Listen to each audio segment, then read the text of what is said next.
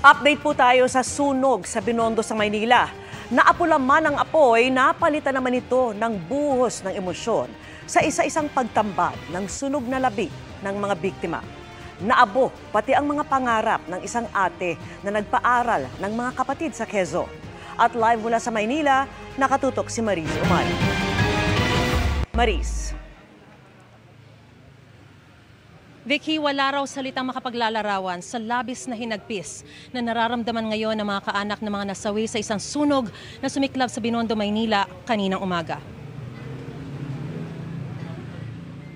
Pumapalahaw ng iyak ng mapasugod sa SRB Sanctuary Chapels sa Santa Cruz, Maynila mula Chaong, Quezon, ang ina at tiyahin ng 24 anyos na si Shania Nicole. Isa sa 11 nasawi sa sunog sa boarding house na kanyang tinutuluyan. Puno ng pangarap, mabait na anak, at wala rin daw inalala si Nicole kundi makatulong sa pamilya at mapag-aral ang mga kapatid. Gusto niya maayos yung aming bahay. Ama, kapag nakuha ko yung bibigyan kita ng paayos mo yung kusina mo. Nalaman daw nila ang masamang balita nang tawagan sila ng kaibigan ni Nicole.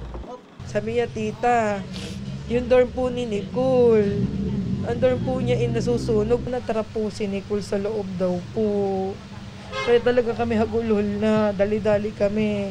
Matagal na raw nilang pinayuhan si Nicole na lumipat ng dorm pero nagdalawang isip ito dahil mapapalayo sa pinagtatrabahuhan. Ang mga magulang ni Nicole, nais na raw sana siyang pauwiin sa Quezon at mag-work from home na lang. Napakasakit imagine na nangyari sa kanya yun. Bakit sa gayong paraan pa? Humihingi siya ng tulong, hindi namin matulungan. Wala kaming kaalam-alam. Nangyayari na pala sa kanya yun. Konting panahon lang hinihingi namin sa kanya. Hindi naman namin siya nakapilag ng matagal eh. Sa lola niya siya. Labis din ang hinagpis ni Tatay Nori nang makita ang asawang bangkay na sa morgue. Si Tatay Nori ang may-ari ng karinderya at boarding house na nasunog, pero higit pa sa ari-arian ang nawala sa kanya. Nasa palengke raw siya na mangyari ang aksidente habang natutulog daw sa 3rd floor ang kanyang asawa at nasa 2nd floor naman ang iba pang mga kaanak. 3 ang nasawi sa kanila. Takbo ako kaagad, pero wala, hindi mo paano na. Pagdating ko, nasusunog na yun. Wala na yung asawa. Nakita niyo na po asawa niyo? Wala na. Sabi na mama rin. Wala na. Dapat kasama na ako doon.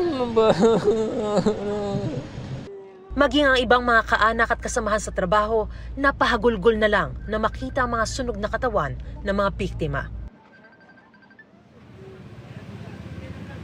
Vicky, nadala na ang lahat ng 11 mga labi rito sa punerarya. Sa ngayon, 9 na sa kanila ang na-identify na habang hinihintay pa ang mga kaanak ng 2 bangkay pa. Nangako naman si Manila Mayor Honey Lacuna na sasagutin ang lahat ng gastusin sa pagta-transport ng labi sa mga probinsya, pati na rin ang burol at libing ng mga nasawi.